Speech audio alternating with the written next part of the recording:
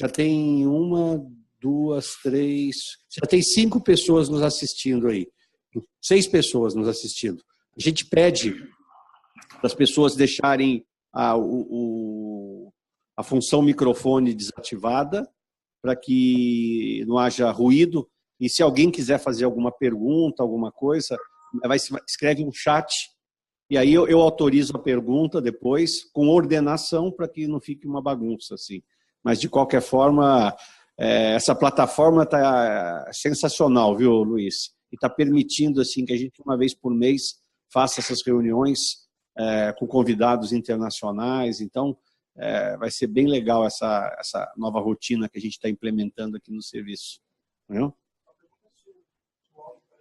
Você está recebendo bem o áudio, Luiz? Estou recebendo perfeito. Só estou clicando aqui para achar minha aula. Ótimo. E vou colocar para você só um pouquinho. Ele disse que está beleza, está beleza. Está muito frio aí? Como é que está o tempo? Não, eu já está esfriando? Ainda está bom, eu estou de camisa de manga curta para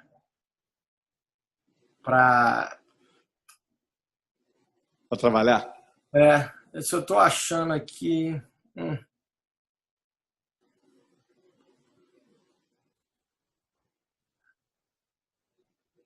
Só um pouquinho. Tem muita coisa no memory stick. Tá. A ideia é que você faça a sua aula e a gente tem uns casinhos aqui para você discutir com a gente. Quanto tempo vocês querem a aula?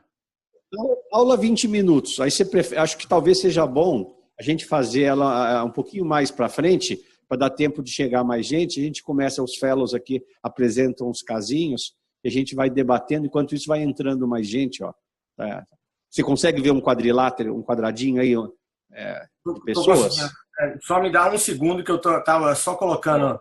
Quero deixar no desktop, porque aí não tem problema na hora que eu precisar. Já estamos vendo a sua tela. Já estão? Não. Aqui é Mac também. Aqui eu achei que era a sua.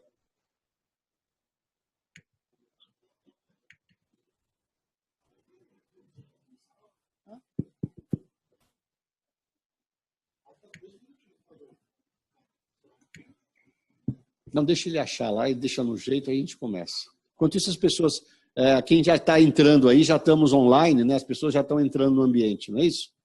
Então, queria agradecer aí a participação de todos aí, dizer que é um prazer assim, que a gente tem de poder fazer essa reunião com participação remota. E, como eu falei, se vocês quiserem fazer perguntas, pode mandar um chat, que a gente vai aqui colocar, e se alguém quiser depois fazer algum comentário, a gente autoriza, e aí você abre o microfone e podem perguntar também.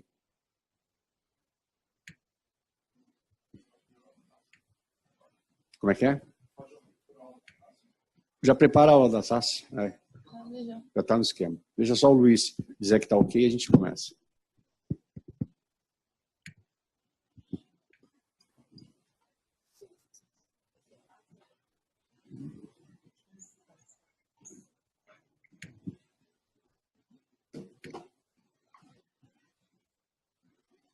Está com o microfone aí, Gilmar?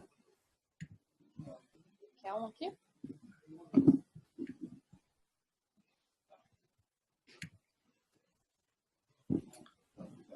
Agora eu tenho que voltar para... Eu minimizei. Eu estou vendo vocês aqui. Tá. Agora eu vou... Se vocês querem que eu... Agora eu estou pronto, Macedo. Estou com as 2 aulas. Tudo bom, Gilmar? Bom dia.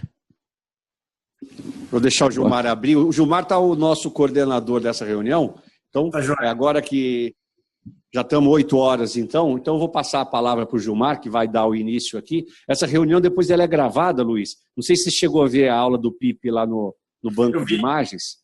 Vi. Então ela vai ficar também no nosso banco de reuniões e as pessoas também podem assistir depois para frente. Então fica no nosso acervo de reuniões. Então, Gilmar, você quer dar início oficialmente aí à nossa reunião? Então, bom dia a todos, né, que estão participando aqui desse nosso encontro. A gente está... É a terceira reunião que nós fazemos nesse molde. Temos o prazer de ter o Luiz Braga, que vai trazer aí uma questão de muito interesse, praticamente do dia a dia de quem faz urologia pediátrica, que são aspectos de cirurgia ou reconstrução na hipospade. Luiz, muito prazer em ter você conosco, obrigado. Vamos ganhar tempo, vamos conversar sobre os nossos assuntos então a gente vai começar apresentando alguns casos clínicos para que a gente colha opiniões aqui do plenário e do Luiz, que vai nos ajudar. Luiz, bom dia, obrigado. Vamos tocar o nosso trabalho. Bom dia.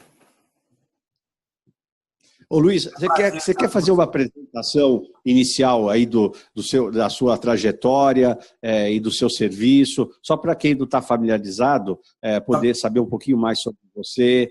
Hoje o Silvio me perguntou de que país você era, qual era a sua naturalidade hoje. Eu falei, não, ele é brasileiro, é mineiro igual a nós, e já andou lá pela Unifesp quando a gente fazia uns cursos de cirurgia ao vivo. Então, assim, eu falei, então, nada melhor do que você se apresentar e é um orgulho ver que você chegou aonde chegou, por esforço pessoal que eu pude acompanhar, e hoje a gente fica muito feliz quando a gente vai para os congressos aí, mundo afora, tanto europeu, americano, você sempre com destaque. Então, eu tenho uma relação de muito respeito e afeto por ti, Luiz. Bom dia. João, obrigado, Macedo, pelas palavras. Muito bom dia para todos. Então, a minha família é de Guaxupé, perto aí no sul de Minas. E como o Macedo falou, eu fiz minha formação na Universidade Federal de Minas Gerais, em Belo Horizonte. E depois, na verdade, eu fiz a residência de cirurgia geral durante 5 anos e depois a cirurgia pediátrica.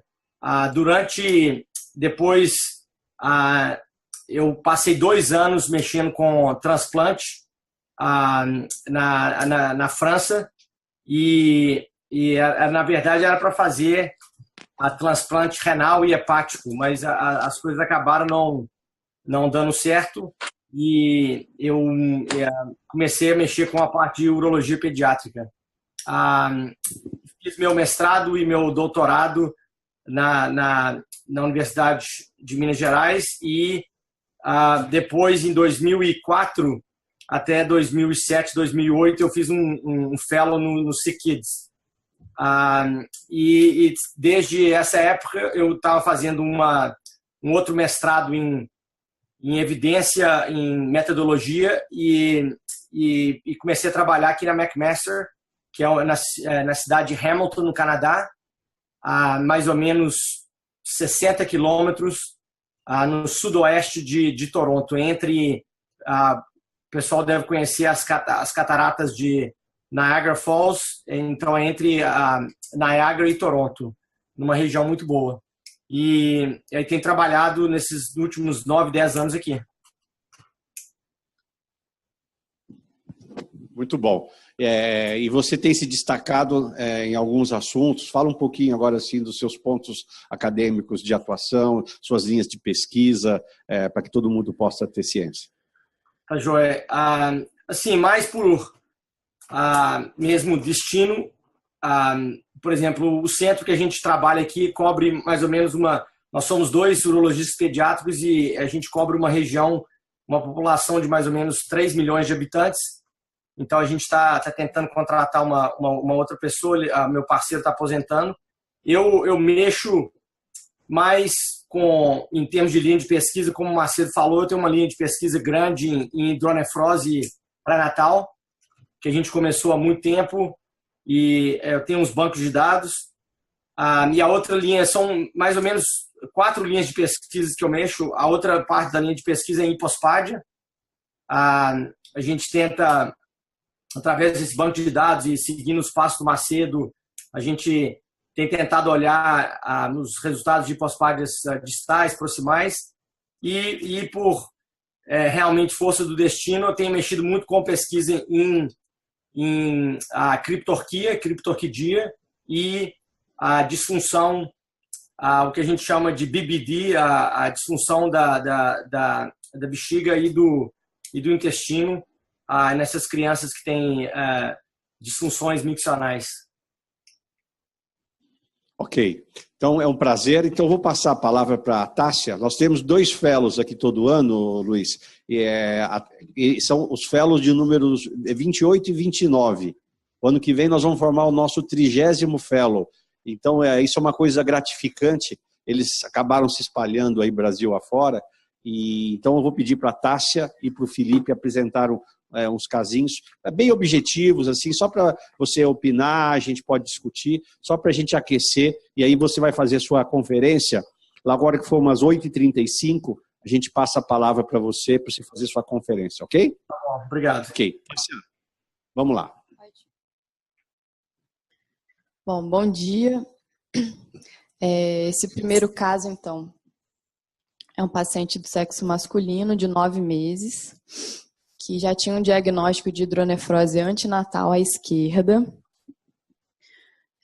No segmento, então, pós-nascimento, ele fez um ultrassom aos 3 meses, que mostrava uma hidronefrose leve à esquerda. Aos 6 meses, o novo ultrassom já mostrou que essa hidronefrose evoluiu para um grau 5, com associação de dilatação do ureter e afilamento do parênquima.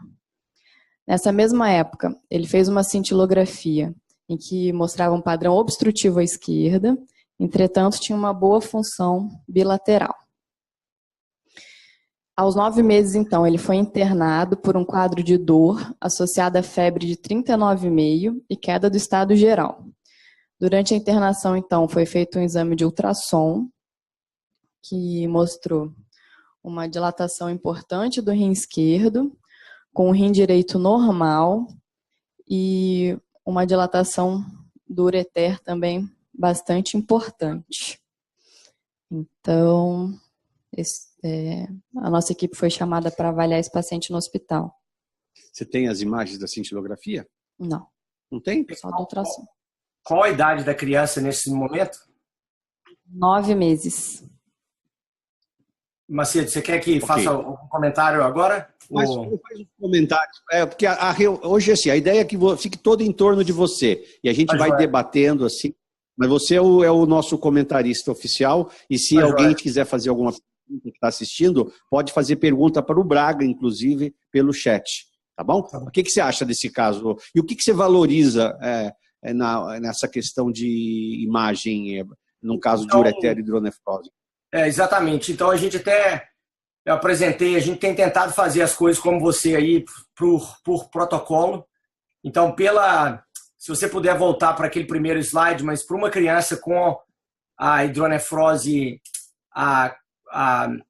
de grau, eu aqui só para os residentes ou para os fellows, eu consideraria essa hidronefrose grau 4 na sociedade de SFU, Sociedade da Urologia Fetal. Eu não estou familiarizado com esse grau 5, talvez eu não sei se vocês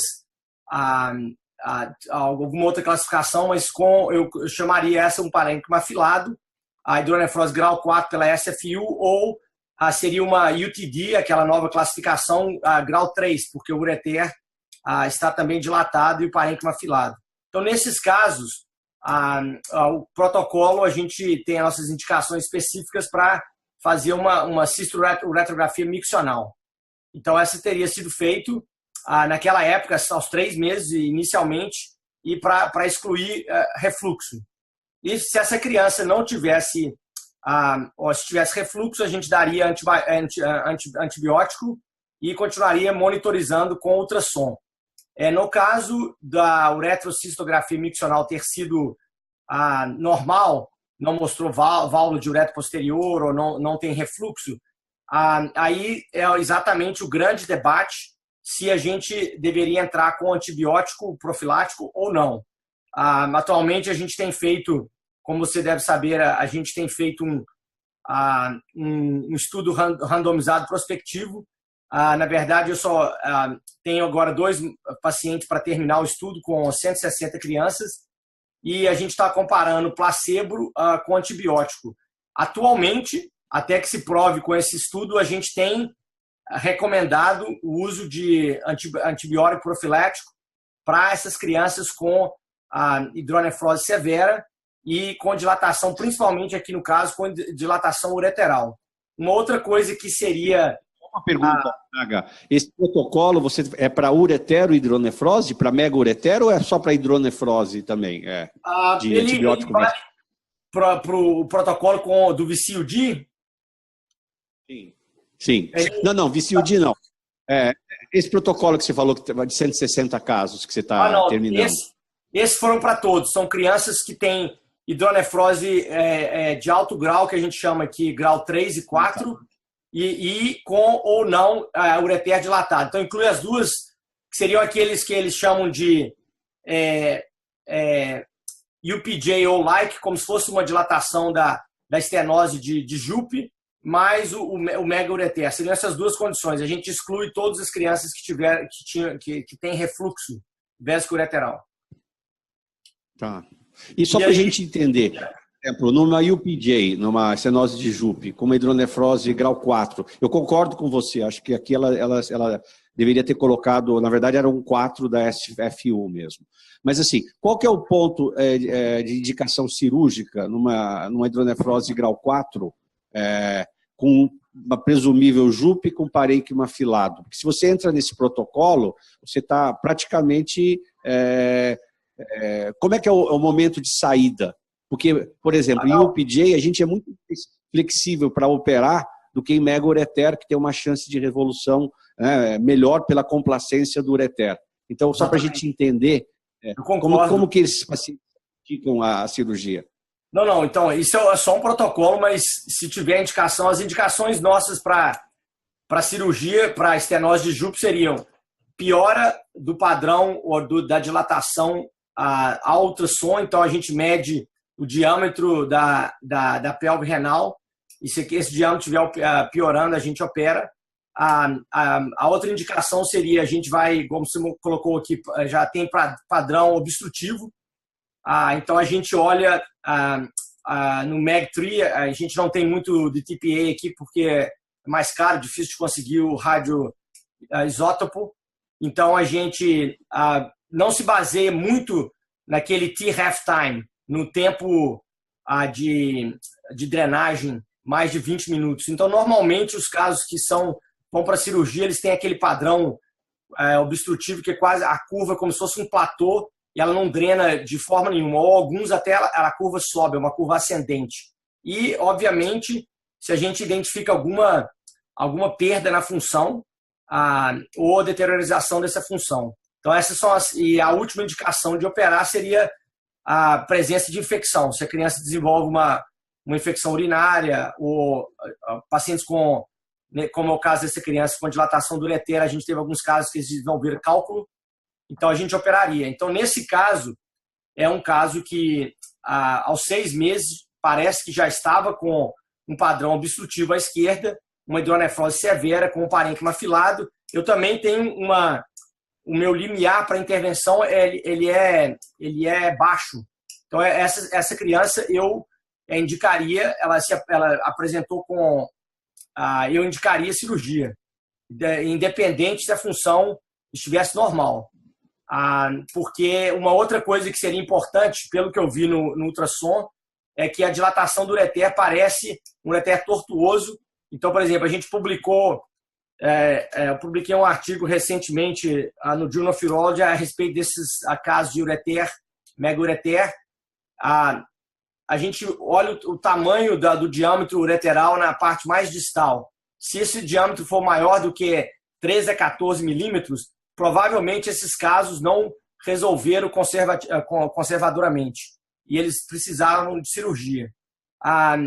Pelo fato da função estar normal, alguns serviços, algumas instituições vão observar essas crianças, mas, como eu falei, na nossa avaliação prospectiva aqui, esses casos, todos que tiveram ureter acima de 13 a 14 milímetros, eles não melhoraram num tempo de segmento médio de 3 anos.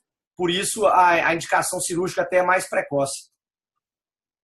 Eu concordo com você. Nós vamos até mostrar, então, já podemos até já passar para o que foi feito cirurgia nesse caso, mas o diâmetro ureteral pélvico, né, sempre foi um dos indicadores, até nos trabalhos mais antigos que começaram a definir a conduta mais conservadora, e o que, se não me engano, antigamente se falava em 10 milímetros, mas depois foi subindo, alguns falam em 15, né, e você nessa sua análise você observou 13 e 14. Mas realmente a tortuosidade e a distensão do ureter é um parâmetro importante. Esse paciente tem 9 meses, então eu acho que ele já aqui em São Paulo já é elegível para o reimplante. Mas eu queria saber o que você faria se tivesse esse ultrassom, essa pielonefrite, numa criança com 3 meses, Luiz. Então muito, muito bom, Macedo. Eu também concordo. Antigamente, por treinamento, aqueles dogmas, a gente, pelo menos, foi ensinado que não se deveria fazer um reimplante ureteral em crianças com menos de 12 meses, com menos de 1 ano. Mas, como você falou que tem feito aos 9 meses, eu também tenho diminuído minha idade para se fazer o reimplante. Contanto que seja unilateral. Bilateral, eu tenho um pouco mais talvez, de receio. Uma criança com 3 meses, se apresentasse com infecção, primeiramente, uma outra coisa, Macedo, só para um outro comentário, que aqui na América do Norte teria sido feito, essa criança provavelmente, se ela apresentasse com a infecção, ela teria sido recomendada uma circuncisão, uma postectomia, desculpe. Recomendado uma postectomia e, às vezes, se o ureter não é muito dilatado, somente a postectomia é suficiente para levar essa criança mais para frente e, às vezes, o mega-ureter resolve. Se, nesse caso, for realmente com uma pielonefrite, teríamos 3 opções. E eu já fiz todas as 3. Então, a primeira opção seria, você poderia fazer, nesse caso, fazer uma circuncisão para tentar levar a criança pelo menos até 1 ano e aí fazer um reimplante ureteral, provavelmente com um afilamento com tapering, porque parece ser bem dilatado.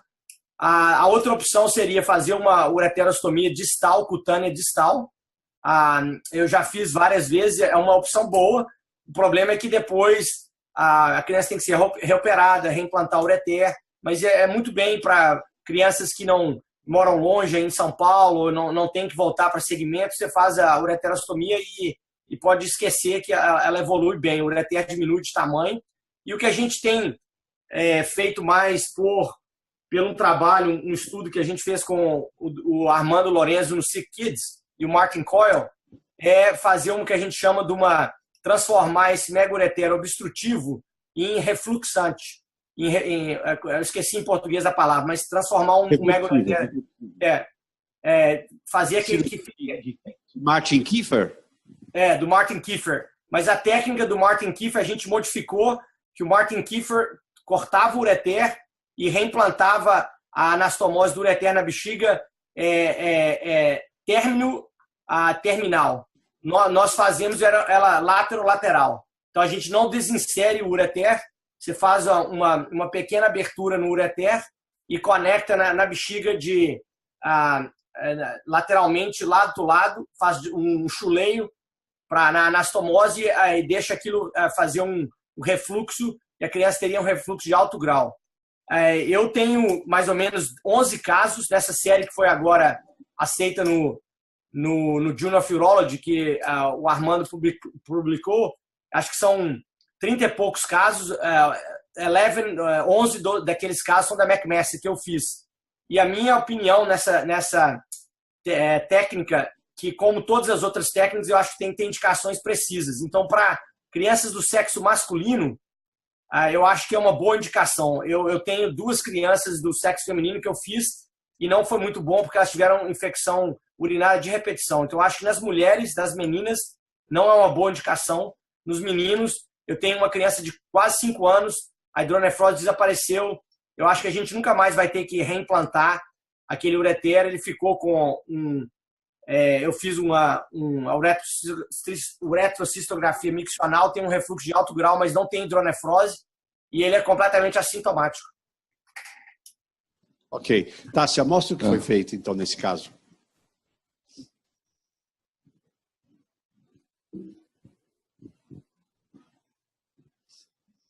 Então, foi optado pela cirurgia.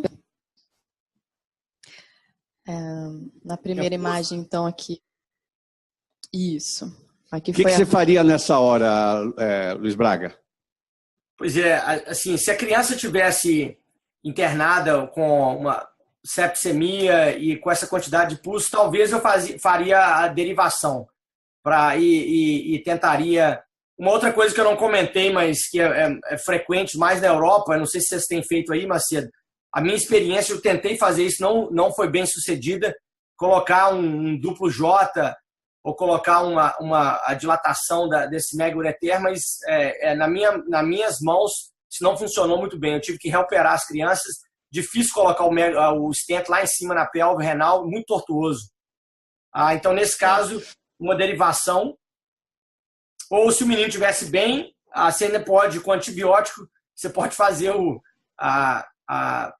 reimplante. Eu já fiz em alguns casos de surpresa, mas a criança estava assintomática, não com febre, doente, nem nada. Eu acho que essa criança ficou uns 10 dias internada com antibiótico profilaxia e ela, assim, ela estava bem, mas assim, ela tinha espasmos de febre, tinha um rim palpável. Ou seja, ela precisava... E não interessante que o ultrassom não demonstrava esse aspecto de piúria. Tanto que a gente considerou, na verdade, ao indicar a cirurgia, depois de 10 dias de antibiótico endovenoso, que ela estaria elegível para um tratamento definitivo, né? Só que foi uma surpresa. Então, nesse ponto, a gente, no intraoperatório, a criança bem, sem instabilidade nenhuma clínica, mas com esse processo ainda latente, a gente ficou na dúvida se pararia e só derivaria ou se faria alguma coisa, uma lavagem mecânica ali e reimplantaria, que seria também uma forma de drenagem interna. Então isso foi uma coisa que o Sérgio estava comigo nesse caso e a gente acabou drenando isso com todo o cuidado para não ter contaminação da incisão. Fizemos uma lavagem com soro extensiva até que aquilo melhorasse e decidimos seguir em frente com a cirurgia. Foi um ato meio corajoso, assim, mas eu achei que a criança teria essa condição por ela já ter 9 para 10 meses. Né? Pode mostrar, Tássia. Bom, então aqui para mostrar o quão dilatado estava o ureter, né? Com a obstrução distal. Aqui foi feita a lavagem do ureter e foi optado então pelo reimplante com a colocação de um duplo J, né? E nesse caso a gente conseguiu fazer um túnel longo sem modelagem, né? Porque a modelagem aí talvez trouxesse um risco maior. Então a gente conseguiu fazer um túnel longo ali. Eu sempre reimplanto esses casos de ureter dilatado pela técnica de Psoas-Ritchie, Braga, que ela me dá mais segurança e os resultados são espetaculares. Assim. A gente está comparando os nossos reimplantes complexos com tailoring e sem tailoring e com Psoas-Ritchie. É impressionante como você não tem complicação nessa técnica. Queria saber da sua experiência. Não, eu concordo. Eu sempre que se eu tiver que reoperar, que um paciente não foi bem, eu sempre faço Psoas-Ritchie e aí não tem mais problema nenhum. E eu tenho, na verdade, essa mesma opinião que talvez de como primeira técnica fazer o Psoas-Ritchie, que eu nunca tive complicação com essa técnica. Eu acho que o fato de você fixar a parede posterior da bexiga e fazer aquele túnel reto previne kinks, né, dobras ou angulações, e isso as crianças drenam bem. O mega ureter ele tem uma parede muito flácida, então eu acho que ele precisa realmente de um túnel, de um funil que desça e permite uma drenagem ampla. Eu acho uma indicação muito boa. Isso mesmo. Tássia?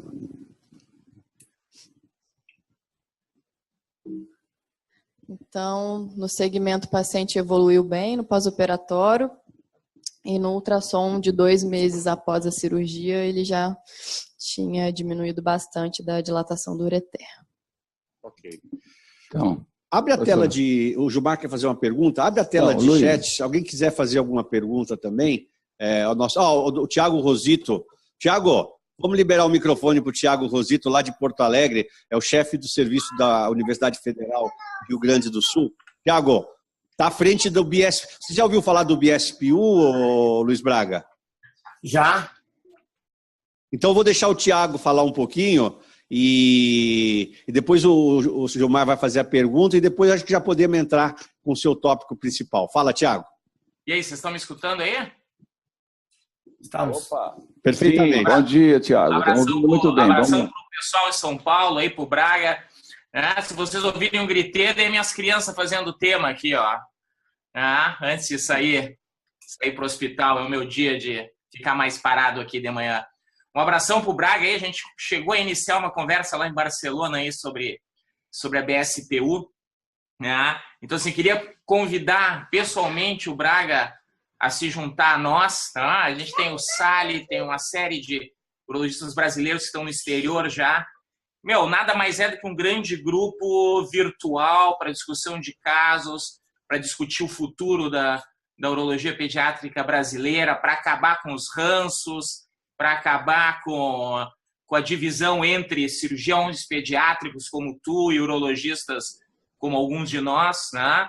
Então, eu acho que tudo que a gente puder acrescentar aí é bem-vindo. Né? Então, gostaria de te convidar aí, de repente, depois tu passa o teu contato. Na verdade, a gente já tem o teu contato de WhatsApp. Se tu permitir, a gente te acrescenta no grupo. A gente promete que o pessoal não vai ficar te enchendo o saco, te fazendo pergunta inbox aí para discussão, mas seria um grande prazer se vocês pudessem participar junto. Tá? A gente já está aí com quase 140 membros, entre urologistas e cirurgiões pediátricos. Todas as universidades brasileiras, quase, que têm urologistas pediátricos, estão associadas. O Macedo aí está nos dando um apoio muito grande. No Congresso da CAL, agora, na Bolívia, o ano que vem, em Punta Cana, a gente vai ter um simpósio nosso. Cara, é um troço democrático, todo mundo fala, todo mundo participa. Tá? Então, assim, é para quebrar paradigmas aí, cara. Seria um prazer se tu pudesse participar com a gente. Tá joia, Tiago. Muito obrigado pelo convite. É um prazer participar. Então vamos te acrescentar no grupo. Pode deixar. Acrescenta no WhatsApp e eu mando. Eu não sei se vai pelo WhatsApp ou por e-mail, ou como vocês preferirem. Eu não sou muito. Eu ainda sou bem mineirinho. Bem caipira. Inexperiente com a social media.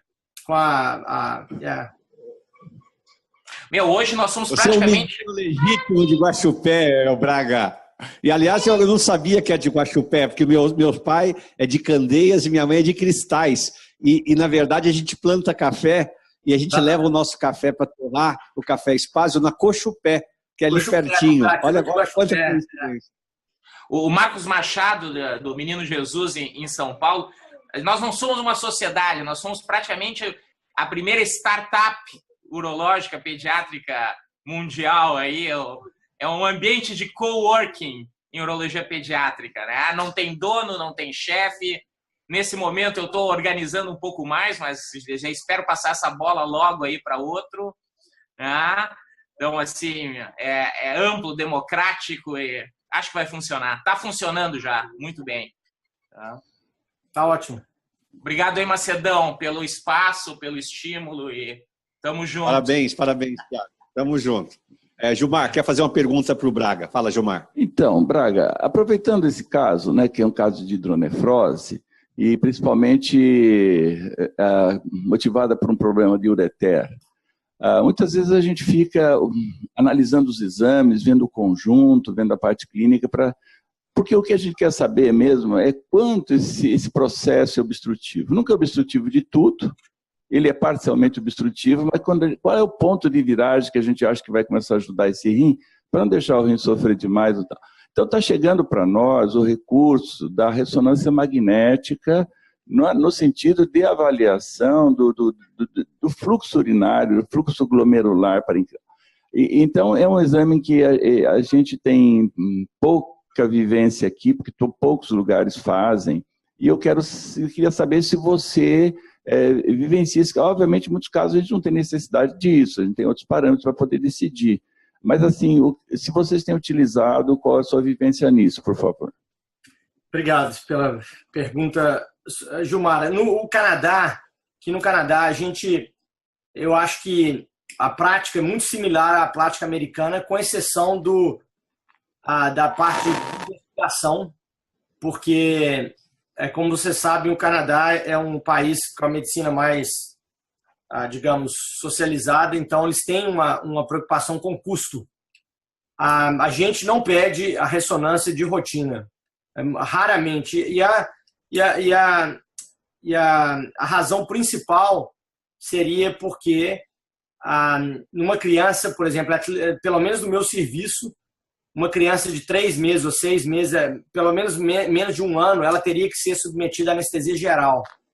Eu sei que tem técnicas que eles colocam uma chupeta com glicose, dão uma sedaçãozinha, mas isso a nossa radiologista aqui tem tentado, mas não, as imagens não são boas, a criança mexe e a gente não tem uma boa definição. Então, as nossas indicações, eu apresentei agora nesse congresso da SPU, que foi semana passada em Montreal, a gente apresentou um pôster com os fatores de... Foi até engraçado que a minha Research Assistant colocou fatores de risco para a cirurgia. E eu virei para ela imediatamente corrigir e falei, a cirurgia não tem fator de risco, porque cirurgia é indicada pelo cirurgião. Então, eu tentei colocar para ela que seriam os fatores que levariam, pelo menos ao nosso serviço, que levariam à indicação cirúrgica. E eu acho que se a gente segue esses fatores, seriam, o que eu comentei com o Macedo, eu acho que a probabilidade de você operar um paciente desnecessariamente, se o ureter estiver mais dilatado que 14 milímetros, é muito difícil.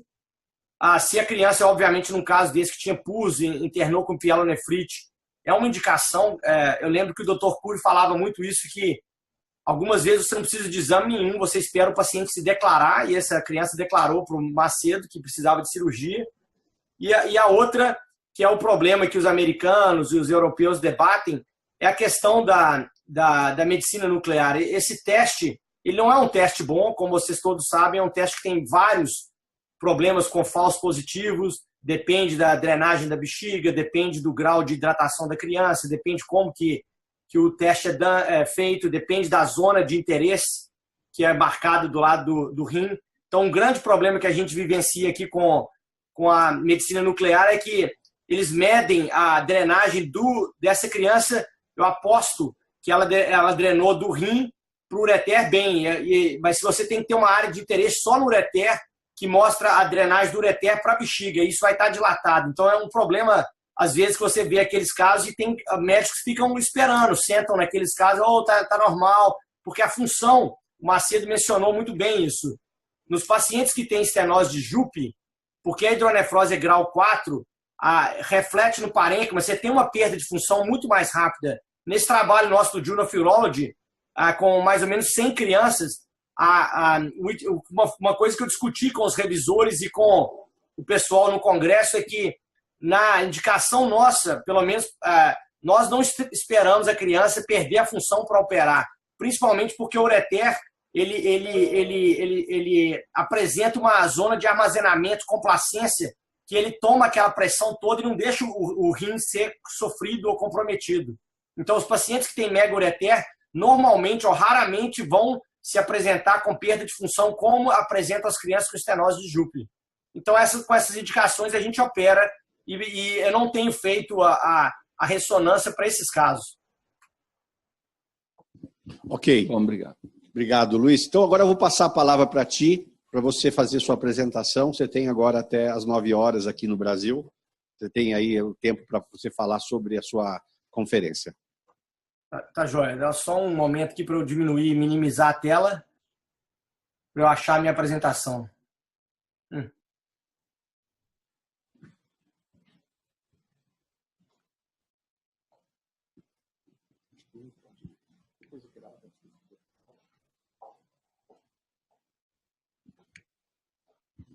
Macedo, como que eu faço para... Na telinha tem um share screen, tem um verdinho ali. A hora que você colocar isso aí, automaticamente sai a sua webcam e entra a tela do seu computador. Aí o Silvio dá o destaque aqui para ela. Já entrou. Já entrou. Agora,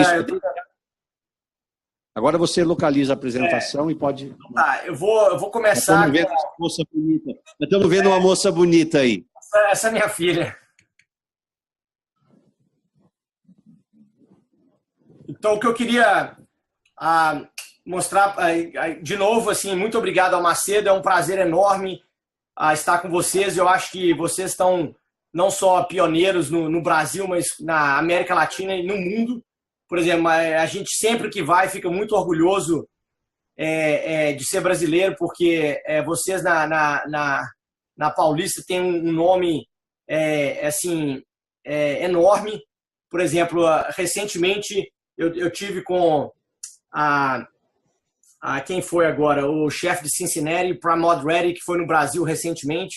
E todos, por exemplo, eu fui fazer uma visiting professorship em Utah e eles muito mencionaram o seu nome, o trabalho que você faz, as suas linhas de pesquisa. Então, eu acho que isso é muito importante para a gente.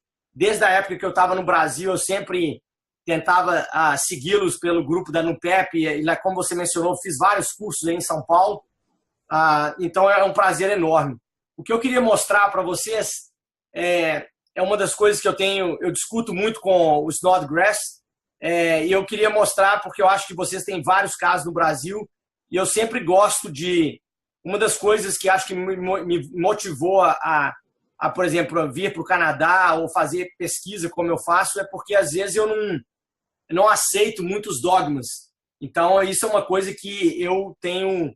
eu não tenho eu e o Snodgrass, nós não falamos a mesma língua. Ele acha que a placa uretral, o tamanho da glande ou a largura daquela placa não tem influência nenhuma no resultado, mas é uma coisa que, por exemplo, demorou para eu poder mostrar. A gente está submetido esse artigo para publicação agora, apresentei esse ano na AUA, então eu queria mostrar isso para vocês.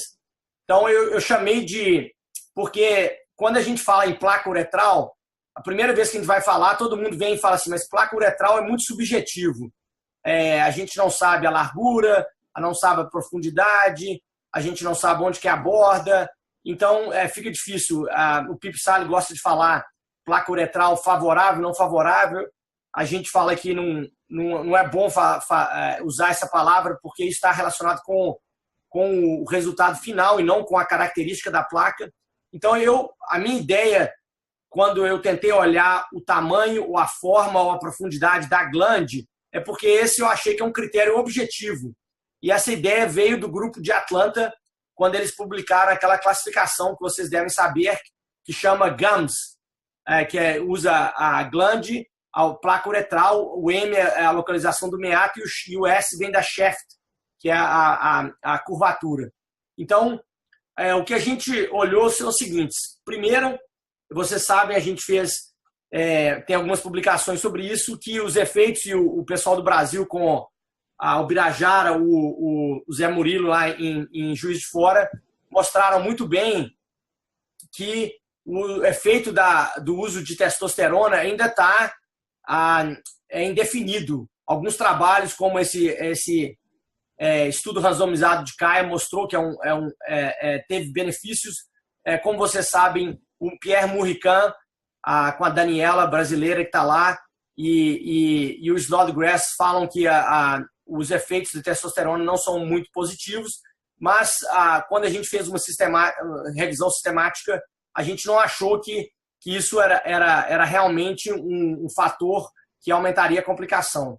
E, de acordo com o Snodgrass e a Nicole Bush, eles falam que se o paciente tivesse um tamanho de glande menor que 14 milímetros, isso estava estatisticamente associado com o maior número de complicações.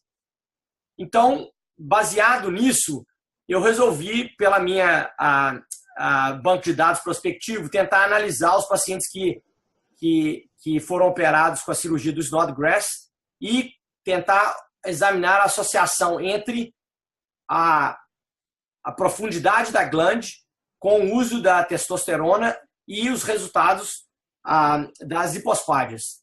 Então, a gente olhou um grupo de 536 crianças, que isso são todos os meus pacientes que eu operei desde 2009, e a gente só incluiu crianças que tinham cirurgia do Snodgrass primária, não tem nenhum caso de redo, e como vocês podem ver, essas crianças todas tinham uma curvatura ventral menos que 30 milímetros, mesmo as que tinham hipospádia proximais, eram aqueles casos de proximais boas, porque, como o Macedo sabe, para os casos mais severos, com curvatura muito acentuada, eu uso outra técnica, que são essas aqui.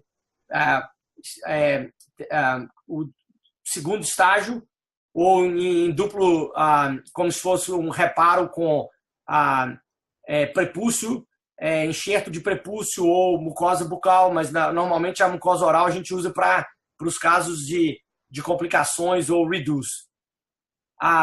Então, nós olhamos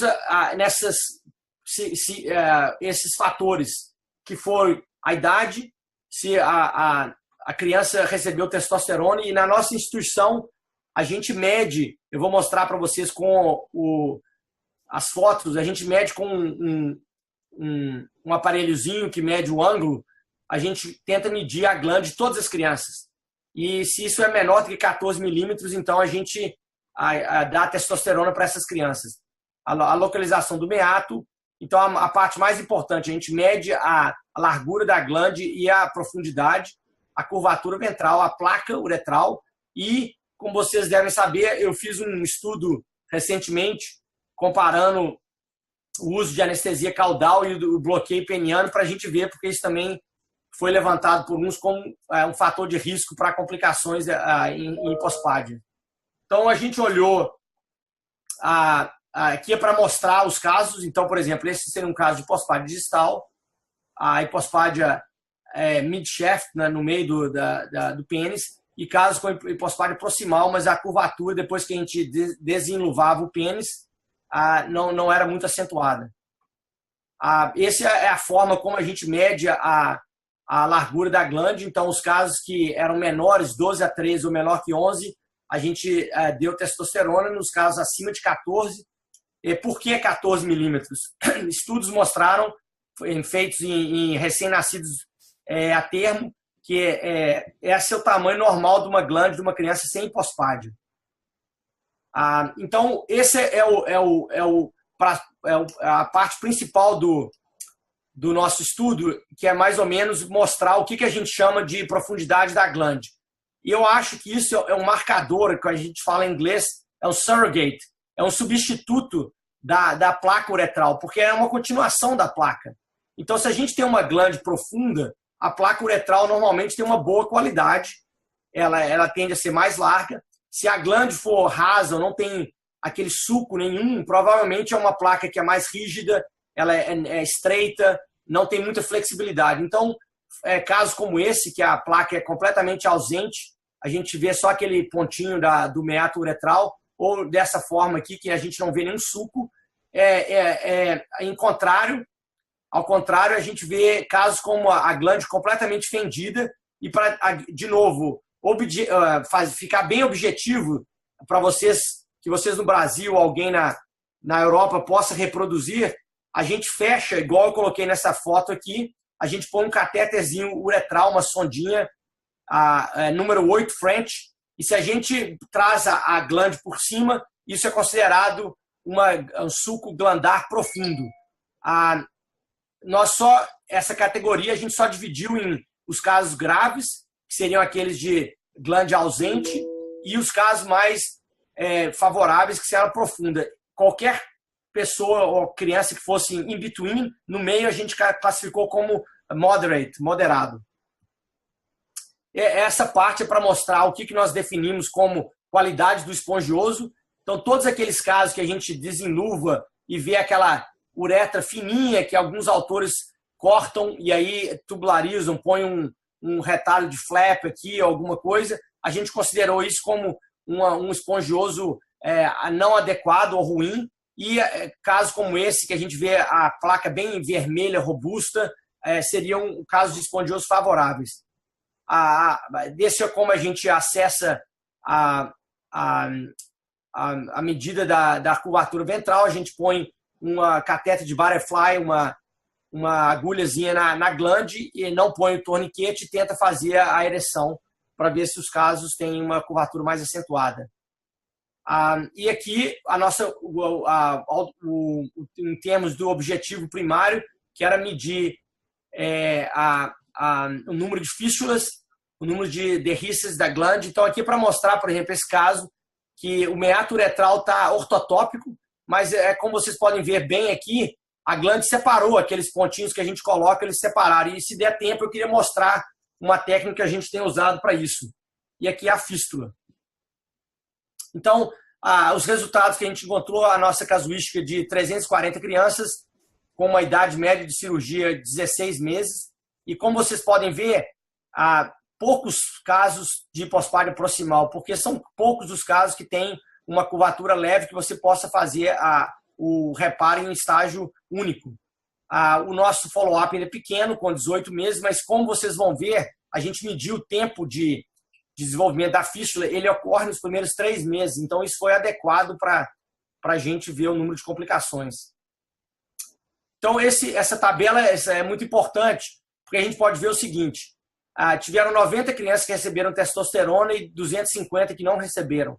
E vocês olham que antes da cirurgia, as crianças que não tinham testosterona tinham um diâmetro da glande de 14 milímetros, comparado com um diâmetro de 11,5 pre-op. Então, aqueles trabalhos do Murrican que falam que a testosterona prejudicava e estava associada com complicação maior, é porque as crianças que estavam no grupo da testosterona, elas já eram do início, como a gente fala, da baseline, from the get-go, elas eram mais graves. O pênis era menor. Isso significa que esse quadro, ou essa característica, o fenotipo dessas crianças é diferente desse. E então, consequentemente, eles não podem ser comparáveis. E o que a gente fez é o seguinte: a gente deu testosterona para essas crianças e quando vocês olham, na época da cirurgia, o diâmetro glandar era o mesmo, 14 e 14. Então, agora nós temos pelo menos um grupo que é equivalente. E a gente tentou olhar se isso aí estaria relacionado com maior complicação ou não. Então, a complicação nossa total foi de 12%, e a gente vê que o que a literatura mostra classicamente, que à medida que a gente progride com a localização do meato, a taxa de complicação aumenta de 9% para 28%. Metade das complicações foram fístulas, mas um número grande que a gente tem medido prospectivamente é o grupo de deiscências, que são casos que o paciente urina, que está tudo bem, várias pessoas não operam, mas eles tiveram derrências da glande e 20% das complicações foram estenose de meato. Como eu falei, o tempo de detecção foi de 3 meses. Então, aqui é para mostrar as análises, o que nós vimos. Quando a gente comparou testosterona e não testosterona, a gente vê que não teve diferença na complicação. O tamanho da glande também não teve diferença, 13% de complicação versus 12%. A localização do meato, obviamente, foi o dobro. As crianças que têm hipospadias proximais têm mais complicações. A mesma coisa com curvatura. Então, esses dois parâmetros, eles têm que andar juntos, porque quem tem mais curvatura significa a hipospadia mais proximal. Então, vocês vão ver que num modelo de análise multivariada, esses dois fatores têm que entrar juntos no modelo para ajustar para a interação. Com relação à mesma coisa aqui, a placa uretral, 29%, que é aqueles casos com o esponjoso ruim, versus aqueles casos mais favoráveis que tiveram uma complicação de 8%. E a gente olha aqui, quando a gente faz um teste para interação, essas duas variáveis elas são extremamente relacionadas. Então, para colocar no modelo multivariado, elas têm que entrar como uma single variável no modelo para ajustar para a interação. A mesma coisa com anestesia, bloqueio peniano e caudal não teve diferença. Isso aqui é o GMS score do grupo de Atlanta, que mostrou que quem tem um score mais de 7, a taxa de complicação é maior. E por quê? Esse score ele vai levar em consideração vários dos parâmetros que a gente está medindo aqui separadamente. Então, quando a gente fez essa análise ajustando para todos esses fatores juntos, o que sobressaiu, e aqui, por que a localização do meato nessa série minha não mostrou, como todas as outras séries mostram, que é um fator independente para a complicação? Porque os casos graves foram excluídos. Se eu tivesse colocado os casos graves de hipospádia peniscrotal, perineal, provavelmente isso estaria, como a gente fala, driving the equation, like não sendo responsável pelo resultado. Mas como isso é um grupo selecionado de pacientes que têm principalmente hipospádia peniana média e distal, a coisa mais importante que a gente achou relacionada com complicação foi a qualidade dessa placa uretral. E como que a gente transfere essa qualidade da placa uretral de uma maneira mais objetiva, que você possa medir no Brasil, ou eu no Canadá, alguém nos Estados Unidos. Os pacientes que têm aquela glande fendida, eles têm um resultado melhor do que aqueles que têm uma placa mais reta, mais inelástica e mais estreita. O Snodgrass não concorda com isso. Ele fala que é só você incisar a placa profundamente que o resultado é o mesmo. E, pelo menos nas minhas mãos, isso não foi o caso. Então, obviamente, tem limitações, o número de eventos não é uma série de 2.000 pacientes. O problema com a testosterona é que, apesar de eu não ter selecionado os pacientes, a dose da testosterona variou, porque algumas crianças tomaram 1 ou 2 doses, porque quando chegava ao tamanho de 14, a gente parava. E, apesar da gente ter tentado achar uma maneira mais objetiva de desclassificar a glande ou a placa uretral, isso ainda é subjetivo, apesar de eu ter mostrado as fotos, tentando colocar o catéter para tentar medir de uma maneira mais objetiva. Então, a nossa conclusão foi que, num trabalho prospectivo, que a gente mediu os pacientes antes e depois de usarem testosterona, o uso de testosterona não está associado com resultados piores ou um aumento de complicação depois da hipospádia. E, na nossa experiência aqui, a profundidade da glande foi estatisticamente associada com o aumento de complicações. Se essa glande era flácida, não flácida, plana, sem o suco e de uma maneira mais inelástica. Excelente, excelente. O Luiz Braga tem esse mérito aí, por isso que ele realmente tem tido tanto sucesso, porque ele tem um conhecimento de estatística e de metodologia científica realmente majestoso. E ele transforma, então, perguntas num método adequado e atinge essas conclusões muito importantes. Então, isso é um mérito seu por ter trazido um pouco esse lado cientista estatístico para a urologia pediátrica. É pouca gente que realmente tem esse conhecimento. Dá um stop share agora, Luiz. Eu só queria te fazer uma pergunta. A cirurgia que você faz na glande, quando você tem uma placa, uma glande bem fendida, que você precisa fazer menos mobilização de glande, daquela que a placa uretral é plana, que a gente tem que fazer na verdade, são cirurgias diferentes. Como é que você responde a essa crítica? Assim, eu tento... só para mostrar aqui, por exemplo...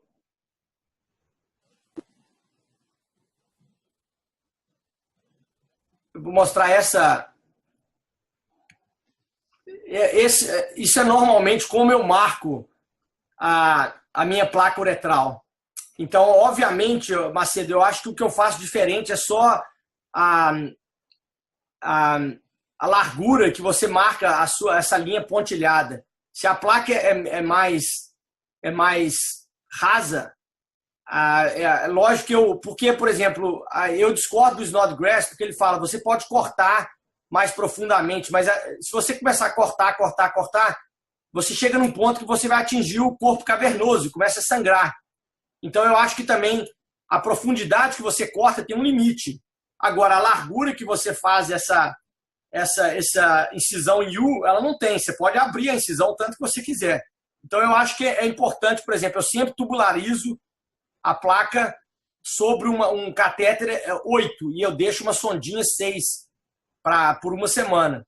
Então, elas são diferentes nisso, que você tem que fazer ela mais larga, mas como é que eu falo? Apesar de eu fazer essa incisão em U mais larga, apesar de eu tubularizar a glande fendida e a glande rasa sobre um catéter 8, o que eu achei é que nos meus resultados mostraram que as complicações ocorreram mais naquelas crianças que tiveram essa glande mais rasa. E a gente, quando conversa, Macedo, você sabe muito bem disso, que você faz muita pesquisa experimental em animal. O que eu estou tentando falar aqui é porque eu não tenho esse conhecimento avançado de fisiologia, ou da bioquímica, ou da biologia dos tecidos. Mas o que eu estou tentando mostrar é que as crianças que têm essa placa mais rasa, fenotipicamente, elas são diferentes das outras. E a testosterona, mesmo que ela consiga aumentar o tamanho da glande, ela não vai conseguir modificar os fatores intrínsecos biológicos. E eu acho que é por isso que a gente tem a complicação em alguns pacientes e não tem em outros. Então, mesmo que o cirurgião seja um cirurgião perfeito, a técnica seja excelente, eu acho que essas crianças têm um fator de risco maior. Certo. Alguém quer fazer alguma pergunta? Aqui está o Riberto, aqui que tem um conhecimento de pós-pádia. Bom, não quer? Marcela, você quer fazer alguma pergunta, Marcela? O Jorge. Dá uma panorâmica aqui para o Luiz conhecer todo o nosso time aqui. Ô, Luiz, esse caso que você está mostrando aí, ó, principalmente, olha, essa foto está perfeita. Porque você faria um Snodgrass nesse caso, não faria? Faria. Você fez um Snodgrass? Tá. Yes. No último ano, eu vou te dizer que eu não fiz nenhum Snodgrass nos casos que eu fiz. Sabe por quê? Nós estamos mudando um conceito, e o Felipe, que está aqui, é o nosso fellow. Dá uma olhadinha o que acontece ali com a uretra quando você deita um pouquinho ali a glande. O que aconteceu com a uretra? Para mim? Para você. O que aconteceu com a uretra ali? Só quando você jogou a glande para cima? Você fez uma pressão na placa, não foi? Foi. O que aconteceu com a uretra ali? Olha a foto da direita e olha a foto da esquerda. E aí eu vou te explicar ela está mais por que eu não tenho feito mais Snodgrass. Ela sobe. Ela sobe. Ela sobe. Eu tenho tratado nos últimos anos tanto reduce coronais quanto toda a hipospádia coronal com uma mobilização da uretra e o que eu estou chamando de um glandar disassembly. Você pode ver que ali a uretra ficou médio glandar ali, ó. Médio glandar é a posição que o Snodgrass recomenda para deixar final, porque se ele jogar muito na ponta dá estenose. Então, eu estou percebendo. Eu tenho 30 casos já consecutivos, primários e reduce, sem complicação de fístula. Eu vou juntar isso numa publicação também. Que você pode mobilizar essa uretra se você combinar com um disassembly da glande, que é uma coisa que o pessoal tem um pouco de receio, mas ela dá uma qualidade depois e você consegue levar tranquilamente essa uretra acima do plano da glande. Eu não sei se você já pensou nisso, alguém já te falou isso, mas nos últimos 12 meses eu tenho feito só isso. E é impressionante o resultado que a gente tem de glande. Eu posso mostrar aquele caso de Reduce, acho que a Tássia já tinha. É da Cássia que preparou? Ou foi você, Felipe? De pós-pádia? Acho que foi a Tássia, ela já subiu. Então, Luiz, eu estou bem impressionado com essa mudança de estratégia. Olha lá, quando você mobiliza, o que acontece com a uretra? E eu tenho feito assim, eu não tenho feito mais Snodgrass. Eu acho que você consegue resultados melhores, inclusive, o que eu imagino, assim, a glande na hipospádia, ela sempre está virada um pouquinho para baixo. A hora que você faz esse disassembly e abre, você abraça a glande e a distância, nós estamos medindo a distância da região coronal antes de operar, antes de fazer esse disassembly e depois de fazer, e você fica com a glande maior, fica mais cônica, mais não sei se você está entendendo mais ou menos o princípio. Estou entendendo. Eu tenho feito uma coisa mais ou menos similar, não essas hipospádias mais distais, mas quando a hipospádia na glande... O que aconteceu? Meu lado... Não, estou te ouvindo. Opa, pode falar. Não, desculpa. Entendeu? Era só para mostrar um caso, como eu estava, por exemplo, nesses casos, tá vendo? Como eu fazia o corte da incisão da placa uretral no meio e como que a gente faz a plástica da glande, que eu acho que é uma coisa importante para esses casos como é que chama isso? De uretra...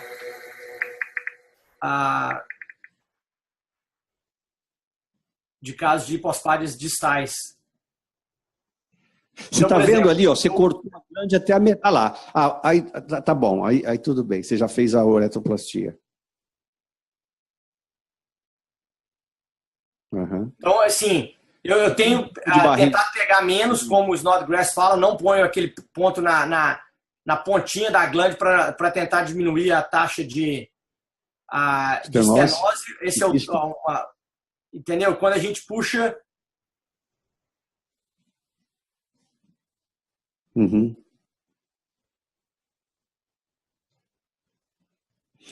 Esse caso eu teria feito uma mobilização e eu teria o mesmo resultado que você teria aí, garanto. Uhum. Talvez um pouquinho mais agressivo. Ali eu vi que você abriu ali a glande só até a parte média. Eu teria subido um pouquinho mais ali na incisão da glande, eu faria a asa glandar mais robusta, a uretra subiria e eu fecharia essa glande e deixaria exatamente como você está, com a vantagem de não ter anastomose, não ter sutura, entendeu? Uhum. Então é isso que eu estou analisando uma série consecutiva. A gente já tem 30 casos, assim, eu vou publicar em breve, mas eu estou muito entusiasmado, porque ela, inclusive para Reduce, se você é agressivo nesse desmonte da glande, até em Reduce você consegue um resultado. E você imagina, um Redo coronal ali, uma fístula, não é uma cirurgia isenta de complicações, mesmo você cobrindo bem o tecido, não é verdade? Concordo. Então era só para mostrar essa parte, como que eu tenho tentado deixar esses 4 milímetros entre o meato e a parte da... para ficar assim, ó. Não, fica muito bom, fica muito bom. Fica então, muito bom. Era mais ou menos isso que eu queria mostrar. Excelente. Obrigado. Excelente. Então, nós estamos chegando às 9 horas, nós temos que devolver aqui o anfiteatro aqui. Eu queria te cumprimentar mais uma vez, agradecer a sua gentileza aí de dividir com a gente essa 1 hora aí de conhecimentos, né? Eu não sei quantas pessoas, acho que 17? Nós tivemos 17 centros ou pessoas acompanhando. Essa aula vai estar gravada, ela vai estar disponível também no nosso banco, Luiz, acho que durante essa semana. Então, as pessoas que não puderam estar aqui por momentos de estar trabalhando vão poder participar também. Então, em nome aqui da equipe, do nosso grupo, eu queria te agradecer, cumprimentar o Thiago e devolver a palavra para o Gilmar aí para ele poder fazer o encerramento oficial da nossa reunião. Muito obrigado, Luiz. Foi um prazer. Espero te rever pessoalmente em breve, hein? Um abração. Joia, muito obrigado para a gente dividir o dia com vocês aí e deixa um convite para aqueles que quiserem fazer uma visita aqui com a gente, as portas estão abertas. Então, muito obrigado a todos que participaram conosco, mesmo aqueles que não dialogaram, mas que nos assistiram.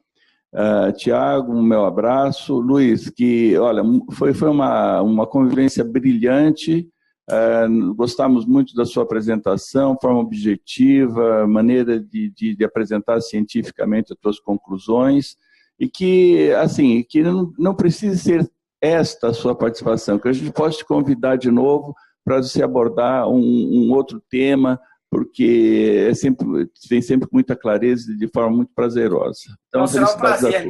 Minha tia mora em São Paulo, minha prima, então de vez em quando estou sempre passando por aí para visitar a família. Então, quando você estiver aqui, nos avise, a gente marca um jantar com o staff e aí você também pode passar aqui pessoalmente para a gente ficar um pouco juntos. Tá bom? Vai ser um prazer. Obrigado, a gente sempre aprende bastante nessas discussões e foi um prazer. Então, um bom dia a todos, bom fim de semana. E, tchau, Thiago. Um abraço. Em outubro, vamos entrar só lá para dar uma... Em outubro, nós vamos ter o Bienal. 20 de outubro. Dia 20 de outubro. Pode dar um stop share aí, Luiz, só para a gente finalizar aqui. No dia 20 de outubro, você não tem como passar aí Espera aí que o Silvio vai fazer. Nós vamos fazer um Bienal daqueles que a gente fazia, Luiz. Só que vai ser agora com essa da estrutura, é um Bienal caseiro, vai ser um Bienal aqui nesse anfiteatro da ACD, que é um anfiteatro muito bom, você está vendo ele para 150 pessoas, aí está aí Então, estão todos convidados. Nós vamos ter aqui a presença de 2 amigos, né? Já não são nem colegas, é o Greg Dean e o Tony Hendron. O Tony Hendron vai falar sobre hidronefrose, né? Vai. E eles vêm vai pegar o show do YouTube. Então, na verdade, isso eu não estou contando. Eles vêm para o show do YouTube. Nós vamos aproveitar eles aqui para fazer o Bienal. Então, vocês podem clicar bienaldeurologiapediatrica.com.br e, se Deus quiser, vai ser o 11º. A gente orgulha bastante desde 1999, fazer esses simpósios. O programa já está no site, estão todos convidados, e essa plataforma de transmissão ao vivo vai permitir que muitas pessoas palestrem e assistam também, sem ter que se deslocar até São Paulo. Então, ótimo. Um abração, Luiz, e até a próxima. Parabéns, eu acho que eu já fui a essas bienais umas 3 ou 4, desde a primeira sempre ia. Muito bom, maravilha. Então, um abração a todos, confira o programa e as inscrições estão abertas, hein? Um abração a todos. Tchau. Tchau.